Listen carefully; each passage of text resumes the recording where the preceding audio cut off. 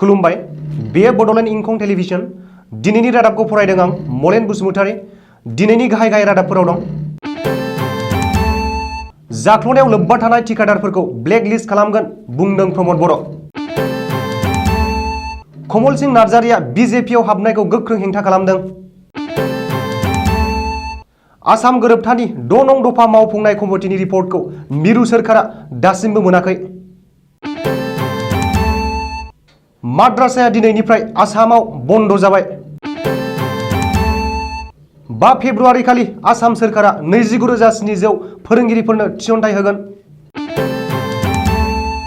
जुबिन गार्गनि हेंथायै पुलिस नायबिजिरनो रायजोआरि आइजो आय'गनि दाबि। क'क्राझाराव गोबांथार बिबांनि हाथियार आरो गुलि बोखांदों।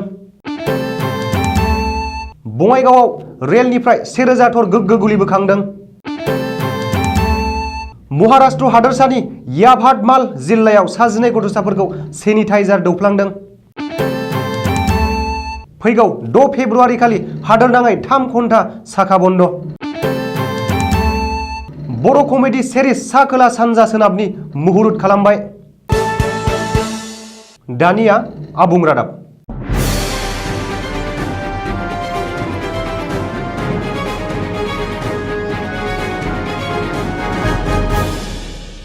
बिटिसिआव कौटि कौटि रां जाख्ल'नायाव लोब्बा थानाय थिकादारफोरखौ बिटिसि खुंथाया ब्लेकलिस्ट खालामगोन।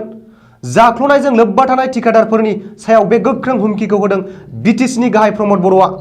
बबेखानि बिटिआर ओनसोलनि गासैबो बिथिङाव जौगाखांनाय, गोजोन थासारि सोरजिनाय आरो समाज जौगाखांनायखौ नोजोर होनानै लुथिनाय आरो जाख्ल'नायाव लोब्बा थानाय थिकादारफोरखौ ब्लेकलिस्ट खालामनाय जागोन होननानै बिटिसि गाहाय प्रमद बर'आ मैया अदालगुरि जिल्लानि भेरगावआव इन्जिनियारिं इनस्टिट्यूटनि गोदानै बानायनाय बिल्डिं बेखेवनाय हाबाफारियाव बुंदों।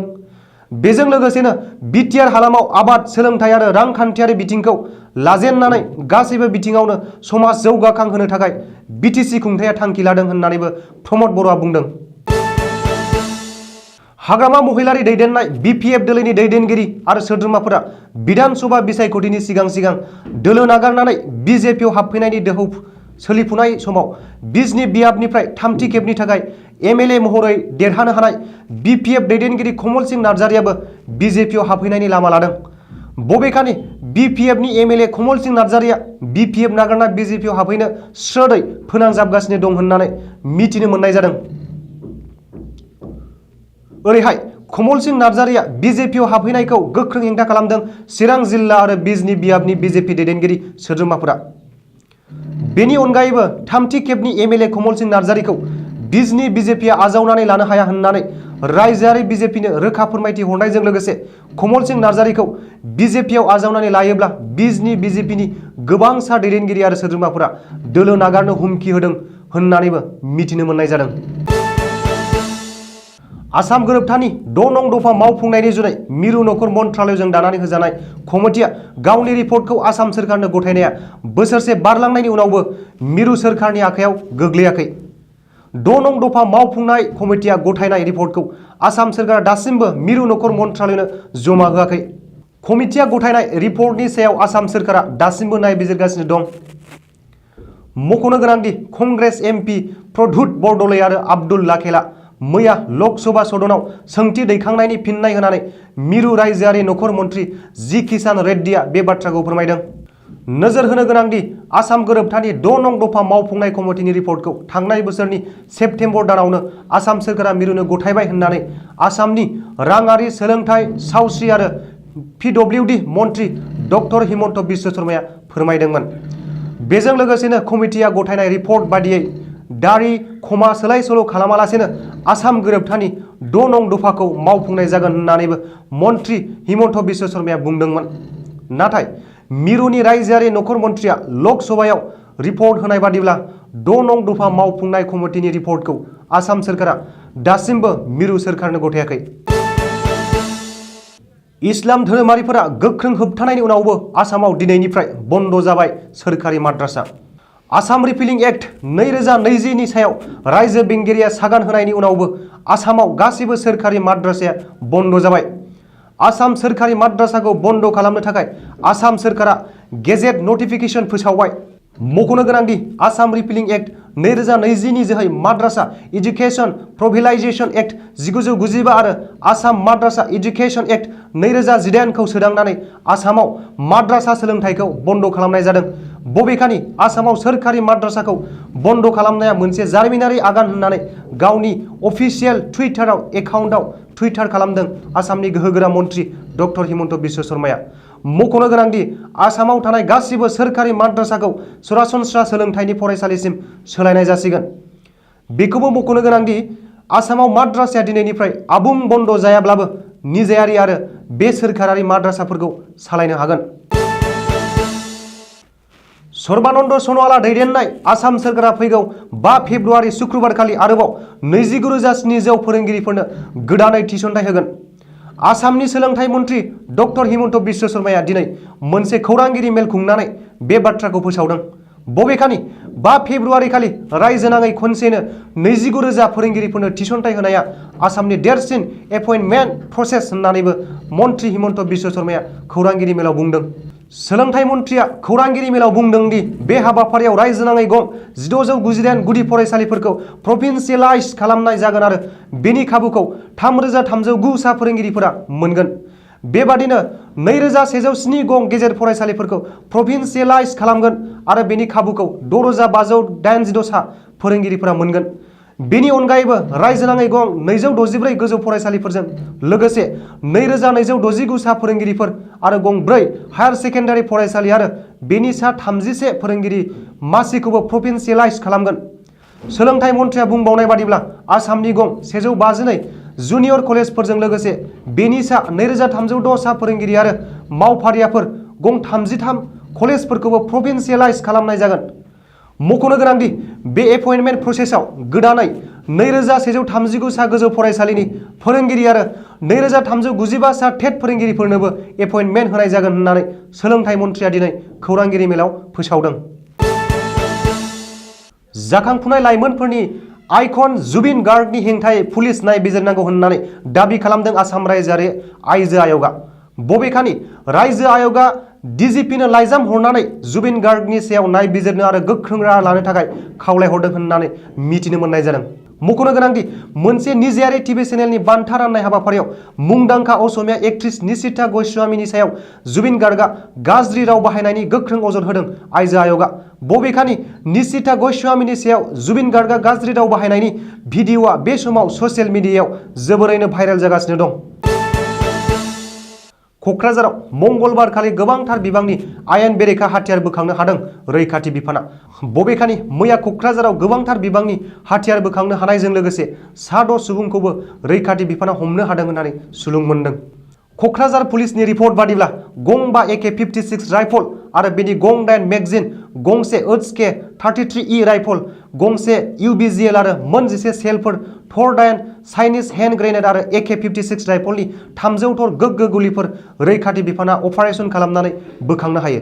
मख'नो गोनांदि बिटिआर गोरोबथानि उनाव NDFBनि मोनब्रैबो हानजानि दैदेनगिरि आरो सोद्रोमाफोरा हाथियार गथायनायनि उनावबो बिटिआर हालामनिफ्राय गोबांथार बिबांनि हाथियारफोरखौ रैखाथि बिफाना बोखांगासिनो थानाय जाथाया बिटिआरनि रायजो राजाफोरखौ गोनो गोथोआव खोख्लैदों। मंगलबारखालि आफां आसामनि निउ बङाइगाव रेलवे जंक्शनाव गोबांथार बिबांनि गोग्गो गुलिफोर बोखांनो हादों। निउ बङाइगाव रेलवे जंक्शनाव लाखिफैनाय नर्थ इस्ट एक्सप्रेस रेलगारियाव सिग्रोमनानै जिआरपिएफनि जवानफोरा गोबांथार बिबांनि गोग्गो गुलिखौ बोखांनो हादों। मिथिनो हानाय बादिब्ला मैया नर्थ इस्ट एक्सप्रेसनिफ्राय 1000 थर गोग्गो गुलिफोरखौ जिआरपिएफनि जवानफोरा बोखांनो हायो। बेनिनो 5000 थर गुलिया 8mm पिस्तलनि आरो गुबुन 500 थरा 3.2mm पिस्तलनि गुलि।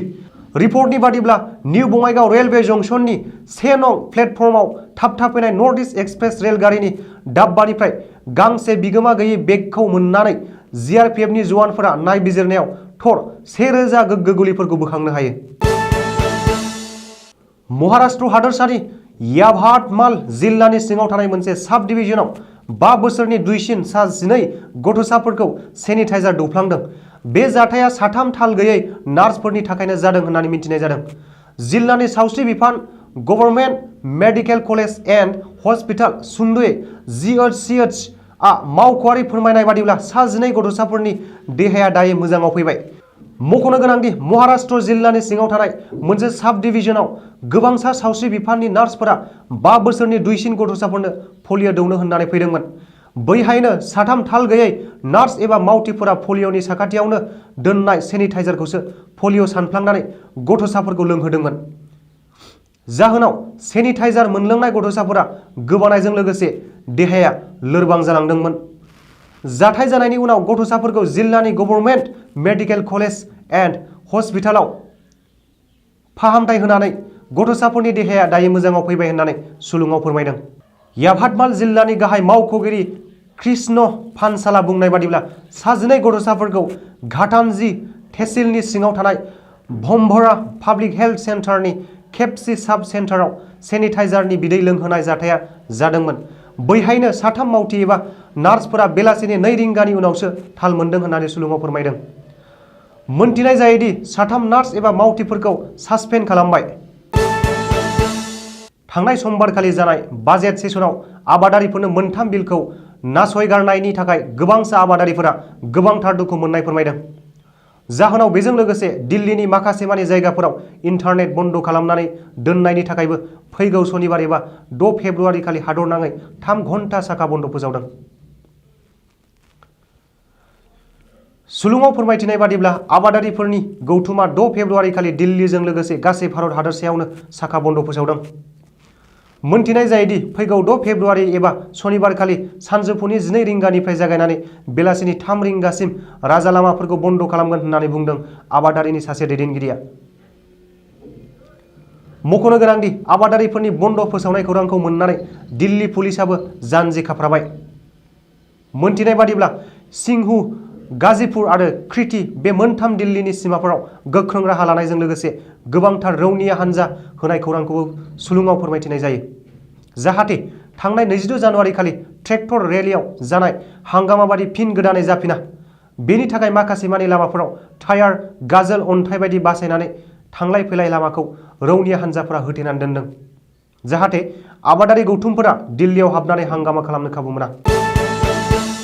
सा खोला सानजा सोनाब मुंनि मोनसे बर' कमेडि सिरिज फैगासिनो दं।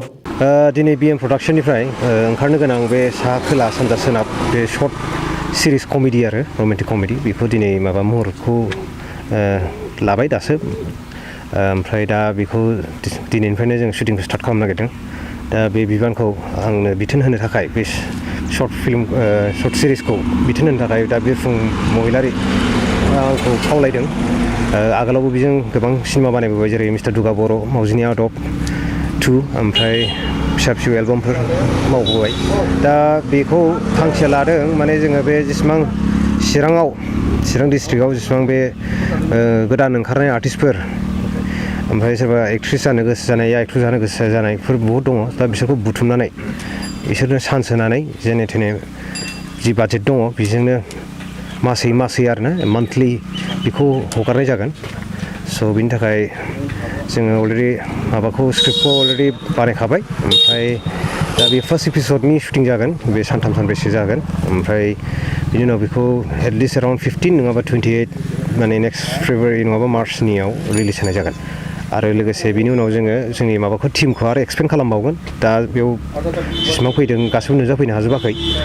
दा आसा खालामो बयबो जोंखौ सापर्ट खालामो आरो सापर्टबो खालामबोखादों, रायजोआनो सापर्ट खालामबोदों। बेखायनो जों बे इन्ट्रेस्टखौ लानानै दा बे खामानिखौ आखायाव लादों। स' जों आसा खालामो बे जोंनि गोदान आर्टिस्टफ्राबो गावसोरनि गोसोखौ मोजां माने सामलायनानै बे खामानिखौ मावलाङो बेखौनो एसे मिजिंथिबाय। आरो आङो आसा खालामो पाब्लिकआ जोंखौ सापर्ट खालामगोन आरो बे खामानिया साक्सेसफुल जायो। Thank you. जाखांफुनाय बर' सावथुन डाइरेक्टर माइकेल मुसाहारिनि डाइरेक्सन होनायाव आरो बर' सावथुननि जाखांफुनाय एक्टर बिरफुं महिलारिनि प्रडिउस खालामनाय आरो कनसेप्टआव गोदान बर' कमेडि सा खोला सानजा सोनाबखौ दिहुननो आखायाव लादों। दिनै आंनि बिएम प्रडाक्शननिफ्राय ओंखारनो गोनां सा खोला सानजा सोनाब सिरिज, माने बियो शर्ट फिल्म जागोन आरो माने शर्ट माने बिदि पार्ट 1, पार्ट 2, पार्ट 3 बिदि ओंखारलांबाय थागोन। दिनै बेखेवनाय जाबाय, शुटिंआबो दिनैनिफ्रायनो दङ। बेखौ डिरेक्सन होगोन माइकेल मुसाहारि आदा। ओमफ्राय बियो स्ट'रि स्क्रिप्ट गासिबो बिनि गोजा, कनसेप्टआ आंनि, concept and producer. Thank you. मख'नो गोनांदि गोदानै फैनो गोनां कमेडि सिरिज सा खोला सानजा सोनाबनि मुहुरतखौ दिनै खालामनाय जायो। बिजनी सहरनि साहा फारसे थानाय खामारगुरि शिब मन्दिराव दिनै सा खोला सानजा सोनाब कमेडि सिरिजनि शुभ मुहुर्त खालामनाय जायो। दिनैनि रादाबा एसेनोसै, गोजोन्थों।